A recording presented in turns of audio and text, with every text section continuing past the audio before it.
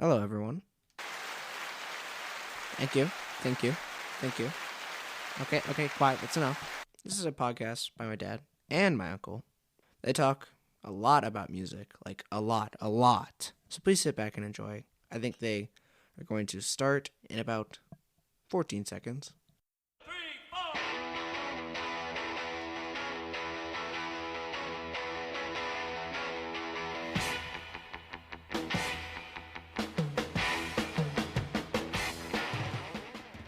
Hi there, welcome to another episode of BG's Broken Records. Bob and Gare. I'm Gare. He's Gare, and we're back here for Season 2, Episode 2.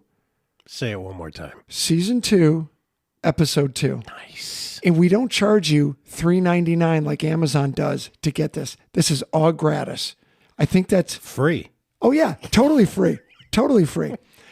So last week we had a great episode, a great chat with a friend of Gary's, Matt Smith.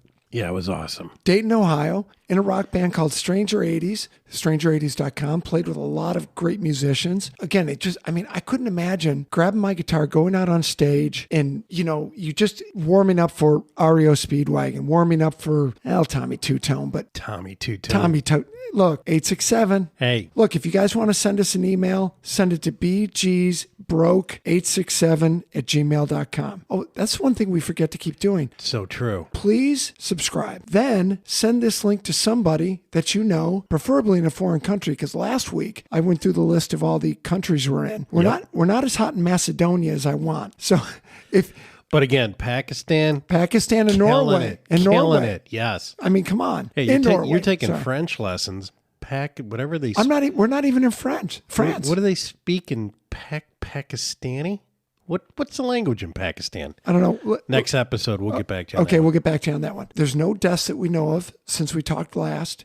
So we're going to try something different because I'm going to get a couple of giggles out of Gare. And this is going to segue into our topic. Every time I'm walking my dogs, I listen to a podcast, and it's called Nothing Is Real. And it's two guys out of Dublin who know more about the Beatles. They will forget more about the Beatles than I even know. That's what you said. It's scary. Isn't it? It is unbelievable. They talked about the song Hey Jude for 3 hours, and I loved every minute of it. How do you do that? Because they talked about the whole year, pre-recording, the recording, the concept of the song, the situation with John and Cynthia, John and Yoko, how Julian was affected by it, and the aftermath. 3 hours. 3 hours. It was awesome. Nothingisreal.com. These guys are great. Sounds great. So I thought, how do we get our information? Where do we find it? So I think that's what we're going to talk about today, if that's cool with you, Gare. Absolutely. Okay, so we're going to chat about that. But first, so we have no precursor except for show and tell. Okay, you ready? Yes, sir. Okay, here we go. Okay, you talk while I find our stuff. Okay, so then... I found it. There you go. Here we go. Remember I told you my friend Gary, who gave you that Peter Frampton album? Correct. Gary from Firebird Records at the Admiral Vernon Estates on Portobello Road in London, W11 2DY. Open on Saturdays. Check it out. Bob Marley and the Wailers, Catch a Fire album. Look at this, dude. Look at this. Telling me about that is awesome. That is a Zippo lighter cover. Album. That is awesome. It is hinged, and the top opens up, and you basically see that internal metal piece, the flint in a flame, and there's a record. Could be one of the best album covers I've ever seen in my life. What year again? I think it's 73, and the album is really good. So do you know what else he showed me last time I was there? That's really cool, man. He showed me the 1971 Jefferson Airplane album, and he wanted to sell it to me. I'm like, Gary, I'm not a big Airplane fan. And it was right when they were breaking up, and Cassidy and Yorma were taking off, and Paul Kantner. Thank you. Was doing his kind of stuff. But the album, you can actually erect the sides of it and it turns into a stash box. Seriously. Again, brilliant. Seriously. But I don't like Jefferson Airplane enough to buy that one. No. Okay, so here's my next show and tell. You ready? All right, let me talk some more until you get it. So I was going to go, though. Okay, here you're we back. go. I'm back. Everybody needs this. Humble Pie. Oh, my The Gersh. The A&M vinyl box set, 70 to 75. Is it 8 albums? It is 4 and 3. 4 and 3. 7. 7. Okay. Look at that thing. Now, Are you the only person who owns this? oh no, it's number 63,000 in Amazon's hierarchy of albums sold. Yeah, I think I am the only one who owns the damn thing. Rocking the Fillmore, though. What a great album. Great album. Oh, Jesus Christ. God, that's a heavy piece of rock right there. So their 1970 album right here, Humble Pie, Gary got me an original copy of that. Nice. It's freaking mint. The problem with this album cover is Never seen that. it turns yellow. The white turns yellow over time. Oh. So the copy I've got from him is really close to mint. I can't wait to hear that in perfection. The Smoking album, after Frampton left, that's a good one. I've got 2 more show and tells. You ready? Okay. Yep. You talk while I find it. So the other day I was talking to my dog and I said, hey, do you want to go? There you Okay, go. I'm back. Okay. All right, so here's my next show and tell. Bag of tricks you Oh, got today. I brought a bunch of stuff. So I'm sitting in front of the Oxfam. What's the Oxfam, you say? I'm on the high street in St. John's Wood. You've been there, right? Correct. And there's a French coffee place, and right next to it is an Oxfam. And an Oxfam is where it's a high-end, like a Salvation Army or a Goodwill. People drop their good quality stuff off, they sell it, and the money goes to cancer research. Thank you. So I'm sitting there, and I'm with the young gentleman who did our intro. Thank you. Okay. He's on his scooter. I'm standing there and I look in the Oxfam window. Look at these, dude. I have to have this. 1980 Newsweek, the first issues of Time and Newsweek after Lennon was shot. Wow. So that's 1980. So you know what the guy said? Because I gave 40 pounds and I said, dude, go in and buy those. I couldn't go in because I either had ice cream or coffee or I was pissed or something. I don't know what it was. He told that he had just put those in the window. And you know what's cool? Both of these, this was a Nashville, Tennessee address. Yeah, at the they took it over to London and they just gave it to the Oxfam that day. But look at the back covers. How times change. Let's see. Carlton is the lowest. Carlton cigarettes and Marlboro Lights with the Marlboro cowboy guy. There you go. You know what's interesting? So our house, we were a big Time magazine house. I remember that Lennon cover like it was yesterday. Yeah. I remember. Oh, those are super cool, Yeah. Bob. The problem is I haven't even read them yet, and I've had them for 3 years. Well, you know what's in them. I mean, really, I know the end of the story, don't I? I thought the back might have had the Virginia Slims tennis classic or something. I had to have them. I'm like, go buy these. Those for me. are awesome. Wait, there's more? Do I have more? Wait. So, what magazines did we grow up on? Time, Newsweek, Motor Trend, Car and Driver, Rolling Stone, Rolling Stone. Spin. Spin came in later. Uh-oh. What? 1996 Spin when Kiss put their makeup back on. Wow. One of 4 covers. Well, 96 is when we saw him. Right. Down at Tiger Stadium. Let's see what kind of ads are in here. I told you my Bob Guccione story before, haven't I?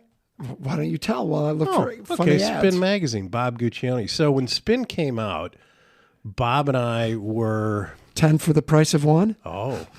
So Spin came out, I don't know, Bob, it was 84, 80. Early 80s. So it was kind of like, oh, okay, this is kind of cool. New magazine, Bob Guccione Jr., his dad, his penthouse.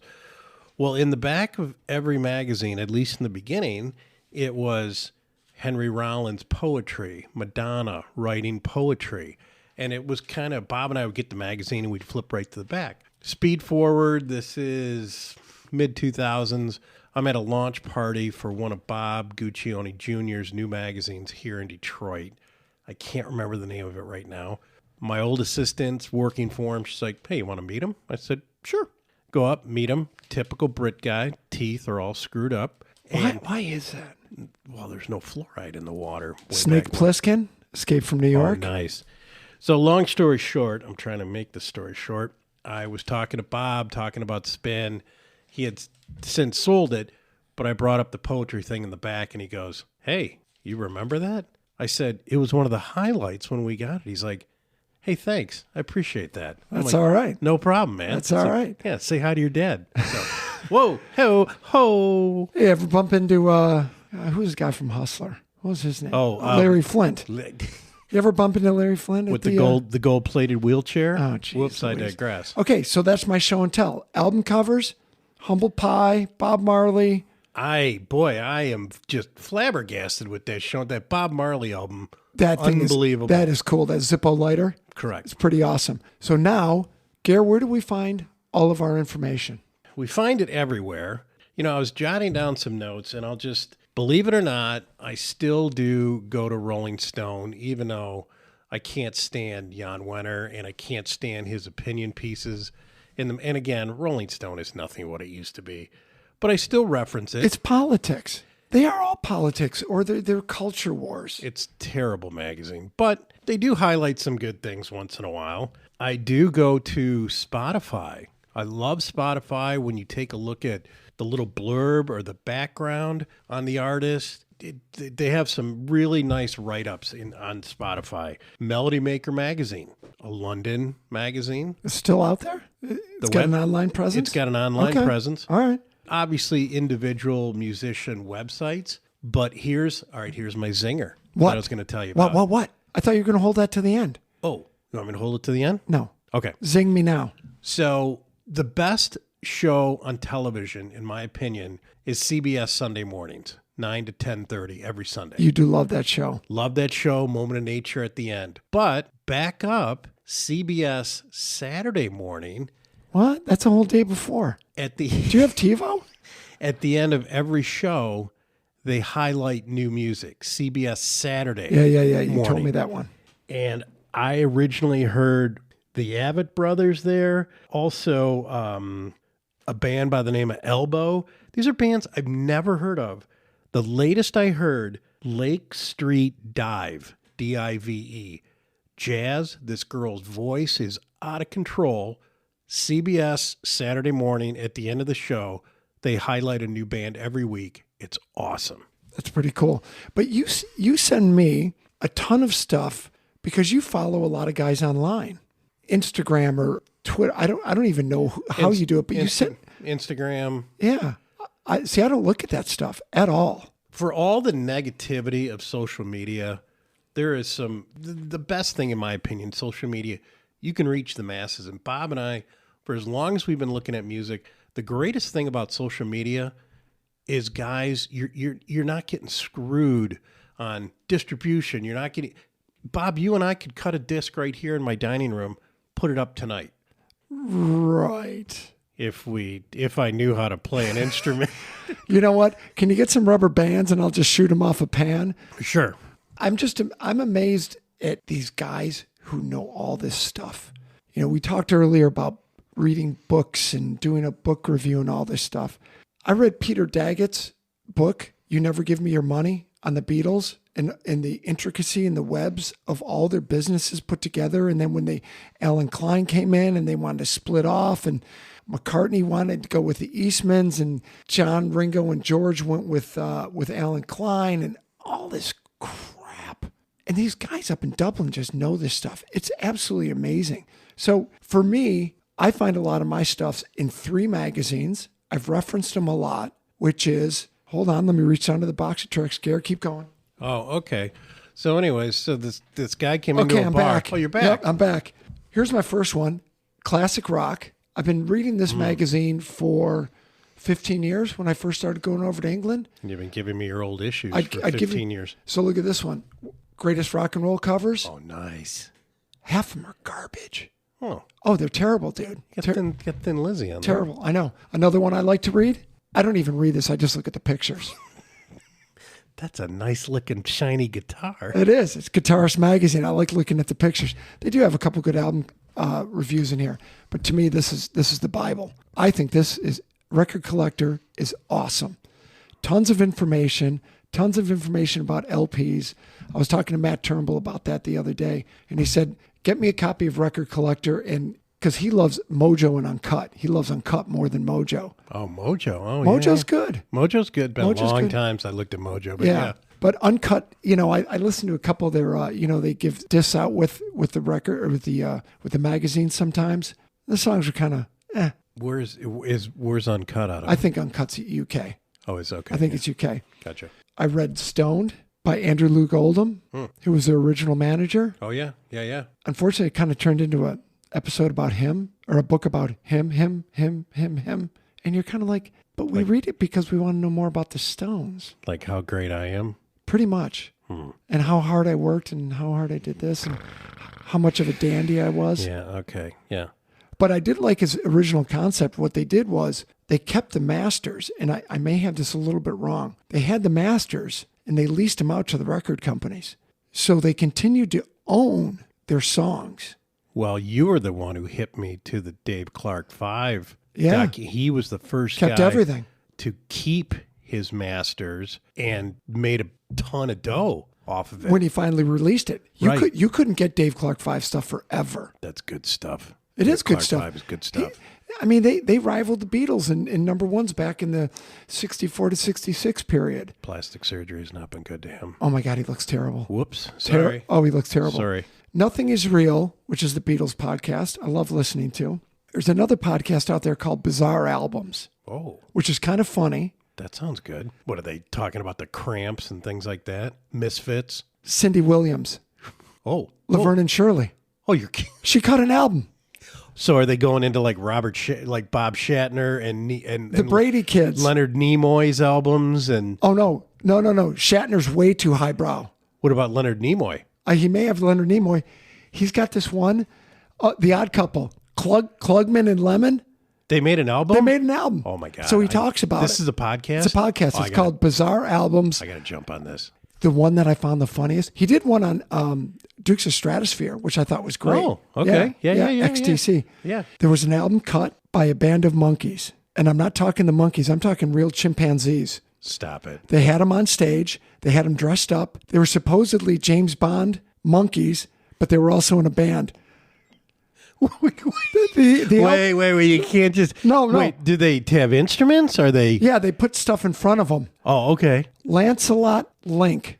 That's the name of the show. You'd have to go to YouTube and find it. That's Lancelot the funniest Link. thing I've ever heard in my life. And people loved watching the show. I can't... I want to look them up on YouTube now. Are you kidding me? Lancelot Link. Bunch of chimps running around. Another place I find my stuff, YouTube. Sure. Yeah? Oh, yeah. Okay. Especially on YouTube when you just click on something and then it all just kind of flows Okay. after that. So I've got a story to tell you. So since I've got younger kids, they love YouTube. I hated it. I never used it. Then the dreaded C word showed up, and we're all sitting in the house for a year and a half, right? Oh, right. So, I've talked to you all day. I'll just go sit in this room, and Right. I open it up. Something pops up. And you know how they have those teasers? So Yeah. you click on it. Right. Is John Lennon really a good guitarist? And I'm like, okay, I'll bite. Click. A young man out of Wales. Okay. He's a guitar player. I just saw him warm up for Peter Frampton Nice. a month ago. Yeah, at the Royal Albert Hall. He does a thing called Friday Fretworks. His name is Chris Buck. He's in a band right now called Cardinal Black. Okay. So he does an episode for 15 minutes every week. One week the episode could be, is John Lennon a good guitarist? The next one is Stevie Ray Vaughan Stratocaster worth the money? Is his foot pedal good? How did they record the intro to Revolution? Did they go through an amp or did they go straight to the board? He just does all this other stuff. See, now is John Lennon a good... And not playing guitar, I would say Harrison was a better guitar player. Harrison was a better guitar But- player and had more knowledge, but Lennon was a great rhythm guitar player. Okay. He was. Okay. So I bid on this, and then I started watching this kid's episodes every week. He's the most amazing guitar player.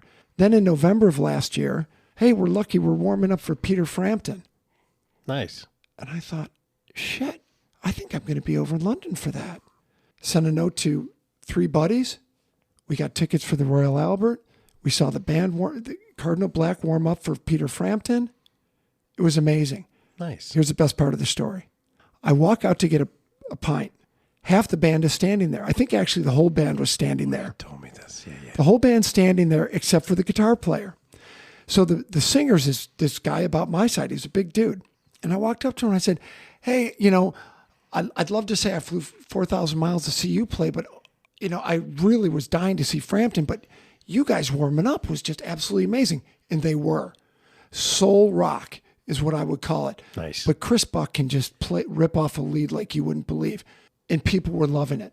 So I'm talking to the guy, chit chat, loved your music. Okay, I go my way, I get my beer, I go back. My friend Ted leaves to go use the loo or something like that. He comes back in, he said, I just met the warm-up band. And I go, I know, I saw him out there. He goes, I got a picture with him. So he got a picture with the same guy. Nice. And the guy looks at him and he said, why is it I'm talking to Yanks only at the show tonight? Ted kind of laughed. He goes, let me buy you guys a beer. So he bought 8 beers. And over in London, everything is you tap with your credit card and you're done. You walk away. Right. So he's like, I bought them all a beer. And I'm like, wow, Ted, that's really cool. Then I go out to get a bottle of water and I walk by the guy. They were standing in the same place. And I said, why is it you're only talking to Yanks tonight? He goes, and he looked at all his bandmates. He goes, yeah, you know that guy Ted who just walked by? And I looked at the singer and he said, I said, oh, yeah, that's my buddy Ted. He goes, you know Ted? I go, yeah, I do. He's in my booth over here. His card didn't go through. Oh. I said, excuse me? He goes, yeah, the beers he bought us, he didn't buy his beers. Oh. Ouch. He goes, so the bartender made me pay 44 pounds for that. I reached in my pocket. I'm like, dude, let me give you the money right now. He goes, get out of here. It's just beers. I laughed my ass off. I went back to where we were sitting. Oh, that's funny. Hey, Ted, I just saw the lead singer. Yeah, they're great. I go, your card didn't tap. He goes, oh, shit. Oh, he felt about this big. Oh, funny. Okay, Friday Fretworks, Chris Buck, you got to watch it if you're a guitar player. Parlogram Auctions, a guy goes over Beatles stuff a ton. Knows more than you can. He's got more LPs. He's got like 15 of every one released. German, South American, English, American releases, everything. If you're a Beatles fan, here's a really good one. Pop Goes the 60s. This guy's from Wisconsin, Matt Williamson. And I think I mentioned this to you. You told me about him before. He'll do multiple episodes on the Byrds. He'll do multiple episodes on the Yardbirds. He'll do multiple episodes on Paul Revere and the Raiders, the Small Faces. The guy is he knows so much shit and it's so well done. Nice. It's great. So that's Pop Goes the 60s. Oh, and he slags off the Rock and Roll Hall of Fame too, which I like. He does. Okay. Dude, the Rock and Roll Hall of Fame. Don't get me going. Come on. Music Hall of Fame is what it should be called. Rick Beato. Have you ever seen him? He does one series. I've heard of him before. Okay. Episode called What Makes a Song Great. Okay. And he will take, Roundabout, and he'll say, why was it great?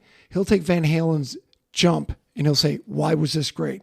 He'll take, to me, what was an obscure Joni Mitchell song, Amelia, and he'll dissect it. And he'll say, listen to these chords that she's playing. She's playing a sus9 over a arpeggiated third, over this, over that. And you're like, yeah, sometimes it's a little up there. Very cool, though.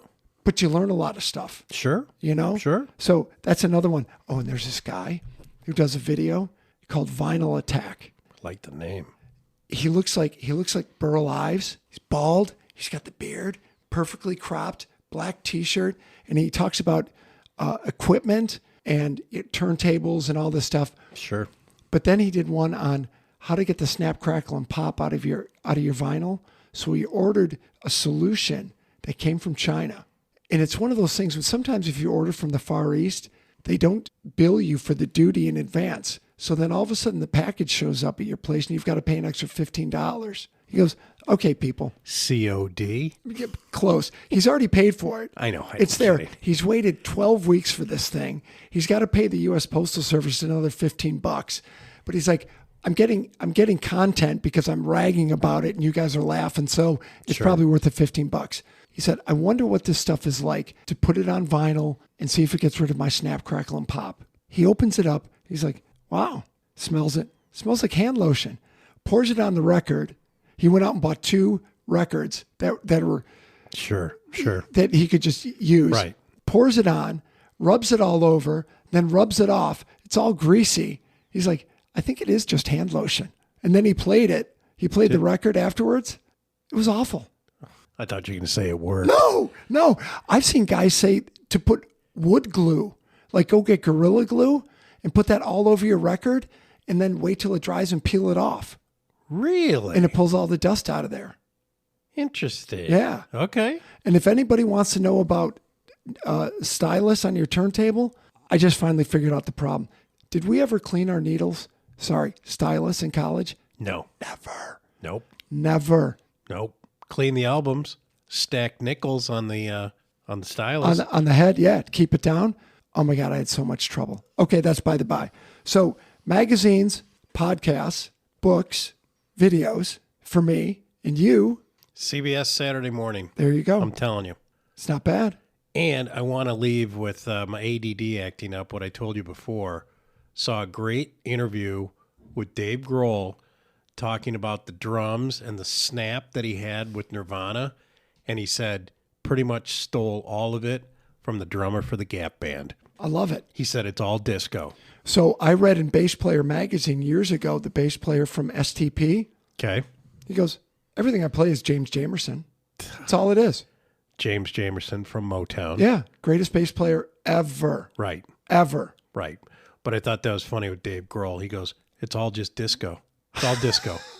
I'm like, Nirvana. that's funny stuff, man. So I just saw in Record Collector, they just sold one of Cobain's smashed up guitars from a 93 tour, one of his old Fender Mustangs. It's all taped together. Guess how much? Since you put it that way, I'm going to say Completely unplayable. Completely. 275 grand. 486,000 pounds, which is 486,000 times 1.22916, if you want to be exact, Okay. as of today. And that is I don't know, a lot more. Forget the math, people. I'm out of here. I've already had one beer while we were doing this, had a lot of fun, talked about a lot of stuff. Gary met a porn guy's kid. correct. Yep. Bob Guccione Jr. Wow. And he needs his teeth fixed. Hopefully he's taking care of that. A lot of them do. Okay, pass this on, subscribe, send us an email. Tell your friends, tell your family. Spin some vinyl. All right. I think we are out of here. See ya.